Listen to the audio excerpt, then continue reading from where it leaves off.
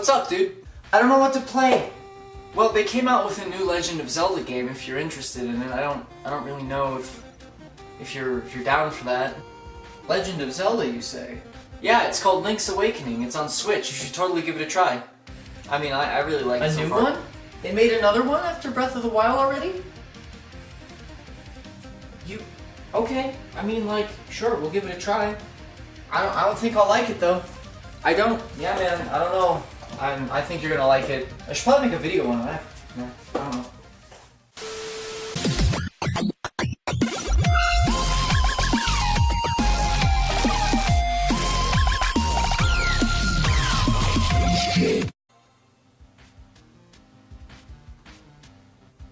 Go away. Just watch the video. Just go watch the video. I already recorded the video. I'm playing the game. Look at it. It's beautiful. I'm playing the game. I'm gonna go enjoy myself. Just go watch the rest of the video. Please leave me alone. Well, it's finally here. The Legend of Zelda Link's Awakening is finally out on Nintendo Switch, and with this amazing remake of one of my all-time favorite games coming out just in time for me to make a video on it, today we're going to be talking about The Legend of Zelda Link's Awakening.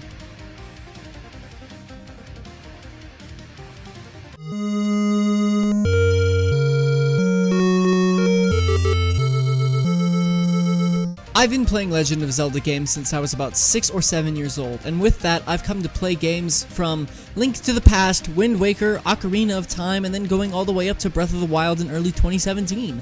But it all started with the 1986 release of the game that started it all, The Legend of Zelda.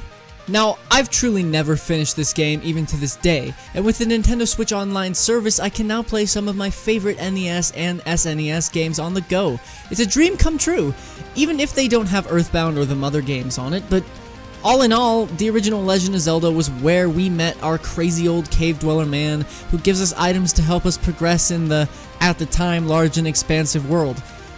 My favorite thing about the original game was the mini dungeons you'd have to go through to ultimately get to the final boss that was completely separate from the overworld.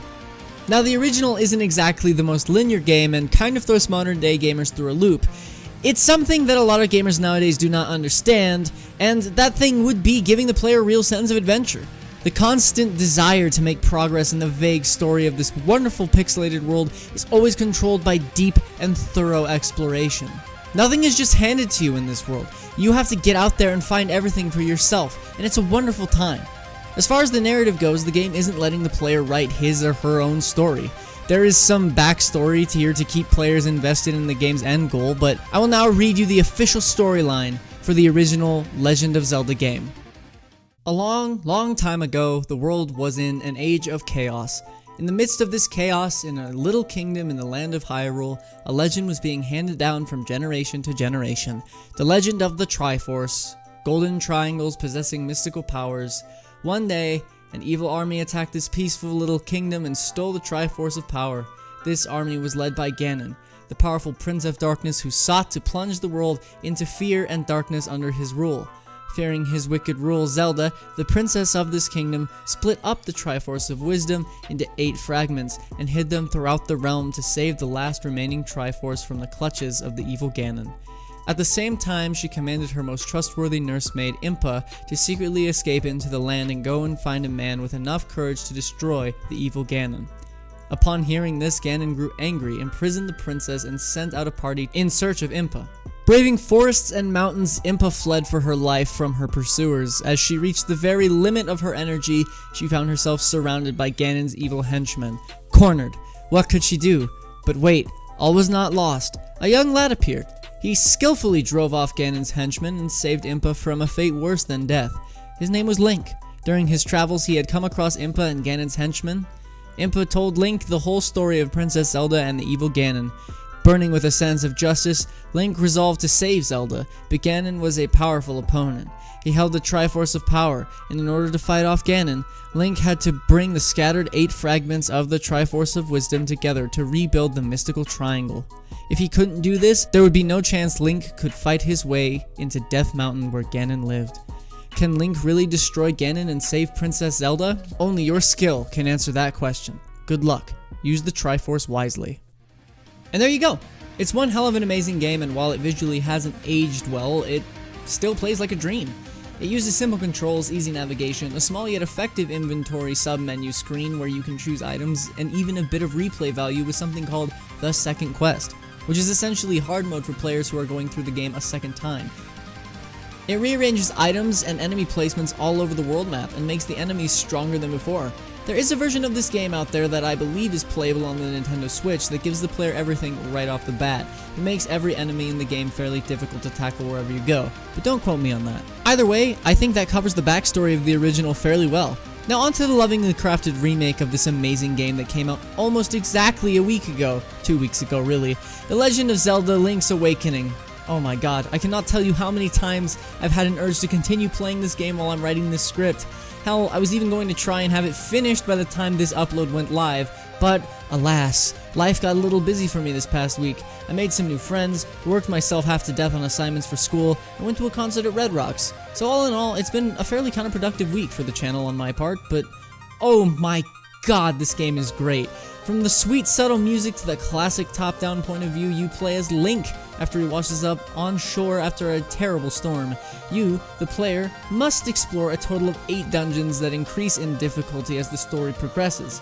In these dungeons, you'll be looking for 8 magical instruments to awaken the mighty windfish to allow you to leave the island and return to Hyrule. You'll meet a bunch of fun, inventive characters along your journey as well, like a witch that can brew you magic powder, a friendly old lady with pet chain chomps, and even a guy who's shy in real life but is willing to give you hints over telephones scattered all over the island if you ever find yourself getting stuck.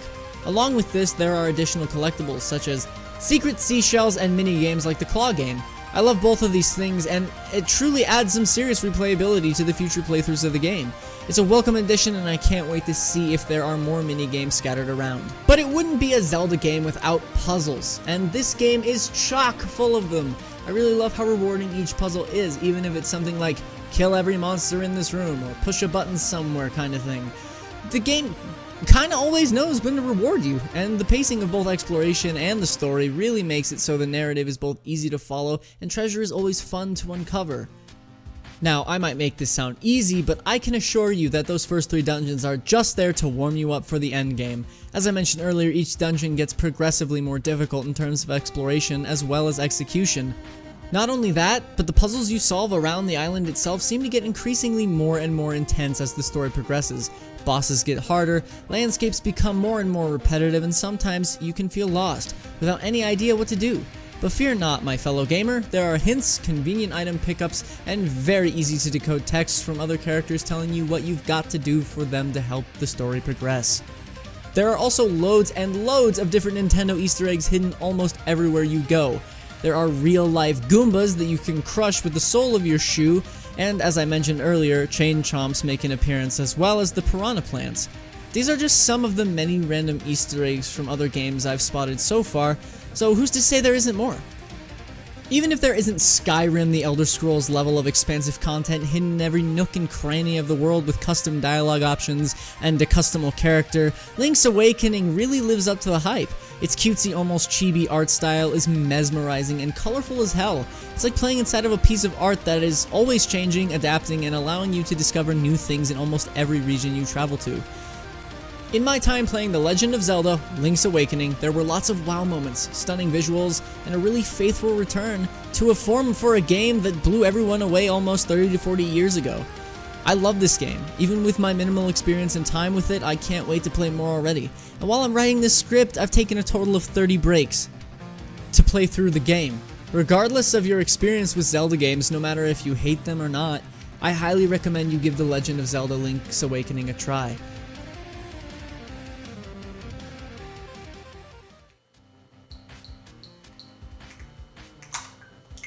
Awesome. Anyway guys, hey, thanks so much for watching this video. I really did have a lot of fun making it. I'm sorry it's a week late. You know, it's just a lot of stuff going on in my life right now that I'd rather not discuss. It's just kind of stressful, whatever. But yeah, it's been super fun. The script right here, this is the first time I printed it out. It seems to work much better that way, and I'll probably be doing that in the future. But yeah, as always guys, thanks so much for watching this video. If you did enjoy it, why not hit that like button? Subscribe for more amazing content like this. Ring the notification bell, join the notification squad. You'll be notified every time I make an upload, especially for the Let's Talk Gaming show. And if you're feeling super generous, why not go and donate to the Patreon page? Every little bit helps, and it makes this show and this channel even better each and every time. So, with that being said, guys, I've been your host, TyGamer. You guys have been a wonderful audience, and I'll see you guys in the next one. Bye-bye.